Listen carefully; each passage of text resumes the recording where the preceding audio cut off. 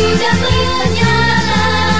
Api, api, api, api, api, api unggun sudah menyala.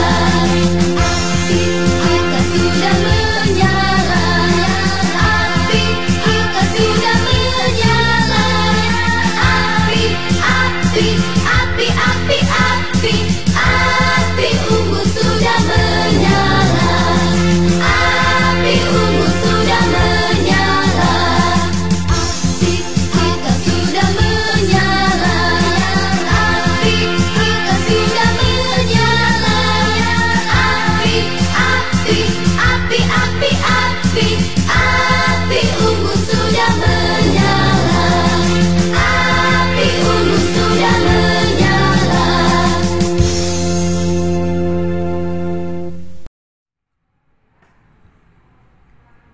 Selamat pagi adik-adik, salam pramuka. Perkenalkan, saya Yuwono Catur Minarti, biasa dipanggil dengan Kak Catur. Pada pagi hari ini, kakak akan memberikan materi tentang kepramukaan yang ada di sekolah kita.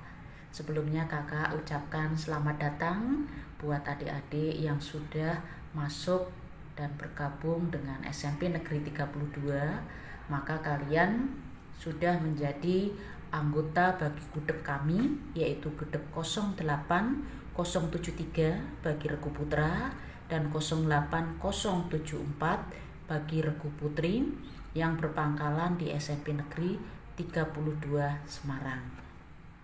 Pada pagi ini kakak akan menyampaikan materi tentang kepramukaan di masa COVID-19. Pramuka merupakan ekstra kurikuler yang wajib bagi kalian semua, dan kegiatan ini bagi kalian sudah bukan hal yang baru lagi. Kenapa? Karena kalian waktu di SD sudah pernah melaksanakannya, yaitu mulai dari kelas 3, kelas 4 sebagai regu siaga, kemudian kelas 5 dan kelas 6 menjadi regu penggalang. Di SMP kalian masih masuk sebagai regu penggalang. Kita lanjutkan, kita kembali, yaitu kenapa pramuka merupakan kegiatan ekstra wajib. Karena ini ya tercantum di dalam Permendikbud nomor 63 tahun 2014 yang terangkum di dalam kurikulum 2013. Keunggulan dari pramuka: 1. Mengajarkan untuk semua insan berakhlak mulia dalam kehidupan beragama dan sosial, membentuk watak dan karakter anak bangsa yang berdasarkan Pancasila, membentuk kepribadian anak bangsa yang utuh secara fisik maupun secara rohani, dan yang terakhir adalah mendidik keterampilan hidup yang mandiri. Beberapa keterampilan kepramukaan yang diperoleh sebagai anggota kepramukaan atau biasa kita sebut dengan tekpram di sini merupakan keterampilan yang akan kita peroleh setelah kita mengikuti kegiatan kepramukaan dan dimanfaatkan dalam kehidupan sehari-hari sebagai bekal insan yang mandiri. Berikutnya, jenis keterampilan kepramukaan kita bedakan menjadi 5 atau kita bagi menjadi 5. 1. Yaitu keterampilan spiritual. 2. Keterampilan emosional. 3. Keterampilan sosial.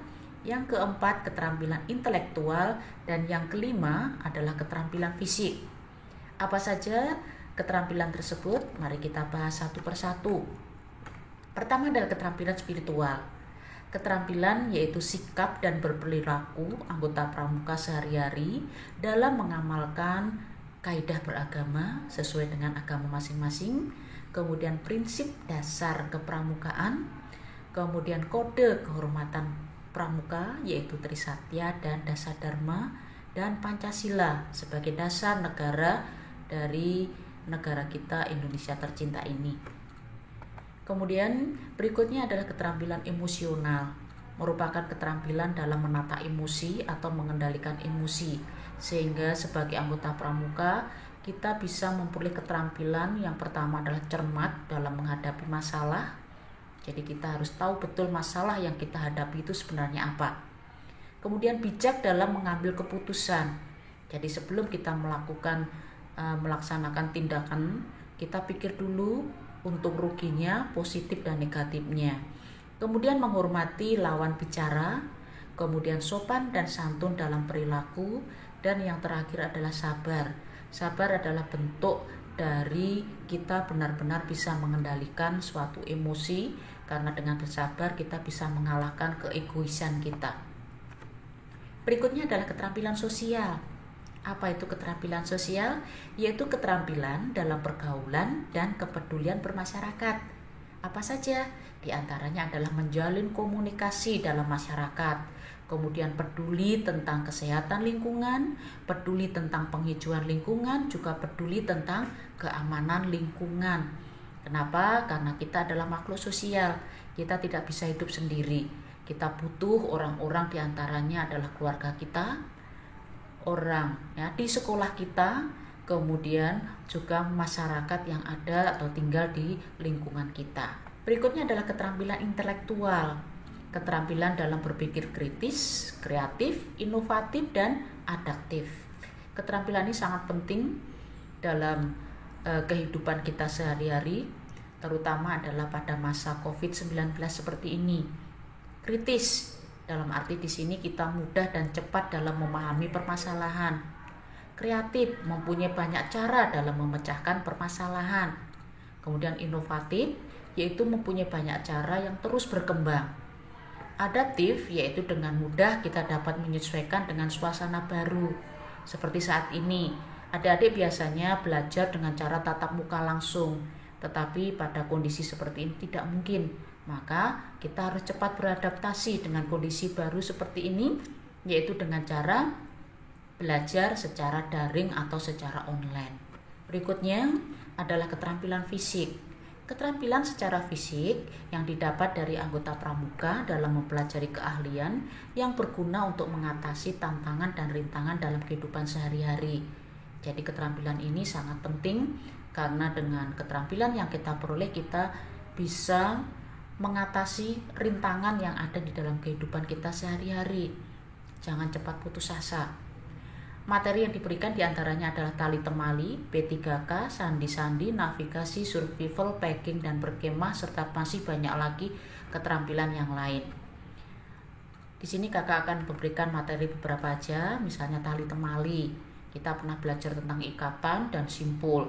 Ikatan dan simpul bisa kita kembangkan dalam bentuk pioneering, yaitu membentuk suatu benda dengan benda-benda yang sederhana, hanya dengan kayu atau dengan tongkat, dengan tali kita bisa membentuk menjadi suatu bentuk yang kita butuhkan. Misalnya kita butuh rak piring, kita butuh tangga, kita butuh gapura, kita butuh rak sepatu ya, atau mungkin untuk kegiatan-kegiatan lain. Berikutnya yaitu pertolongan pertama pada kecelakaan atau biasa kita sebut dengan P3K. Pada kegiatan materi P3K nanti akan diajarkan beberapa materi, diantaranya adalah bagaimana cara membawa pasien, bagaimana merawat luka, bagaimana merawat patah tulang, perawatan luka bakar, perawatan pingsan, perawatan pasien shock, dan sebagainya.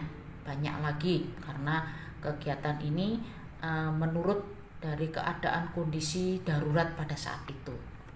Berikutnya adalah navigasi. Navigasi, kalau kita membahas itu adalah bagaimana menentukan suatu daerah atau di mana kita meletakkan, atau kalian biasanya mengenalnya dengan GPS.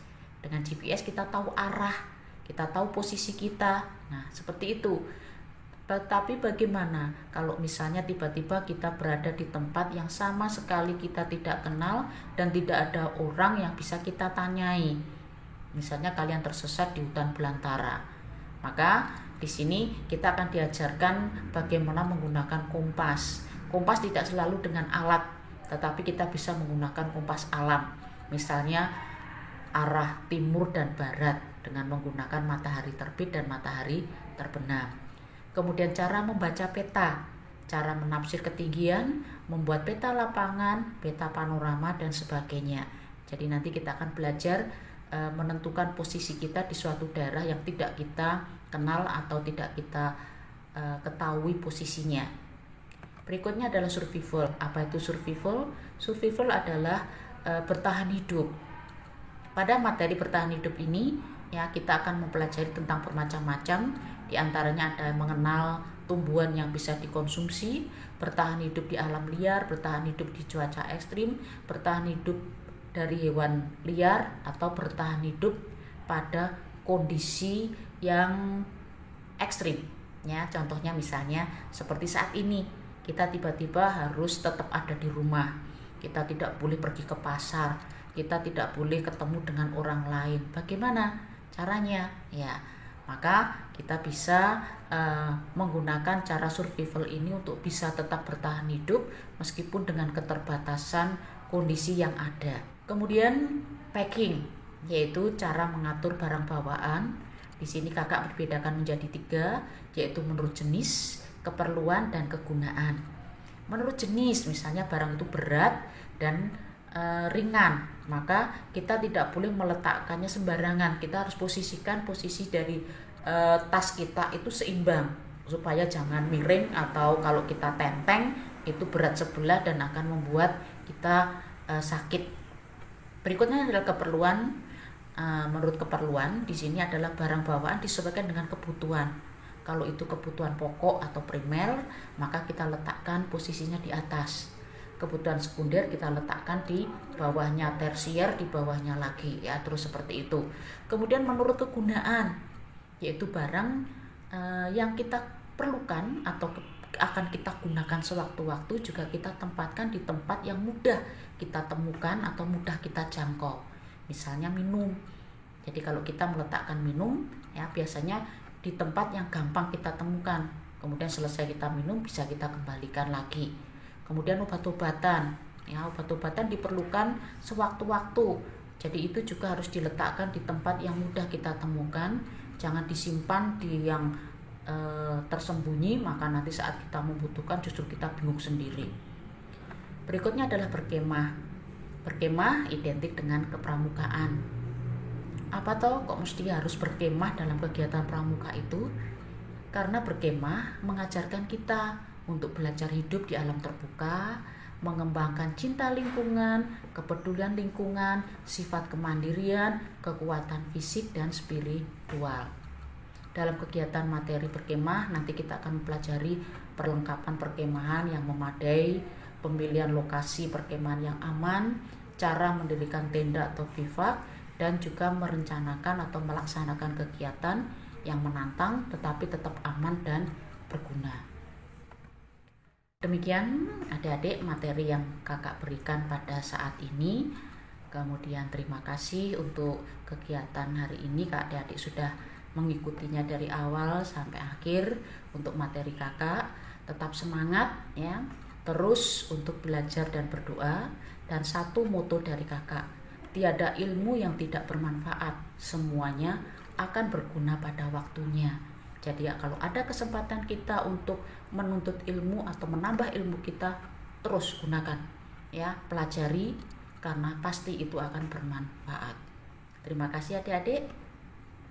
Sampai ketemu untuk kegiatan kita di tatap muka di SMP Negeri 32. Salam.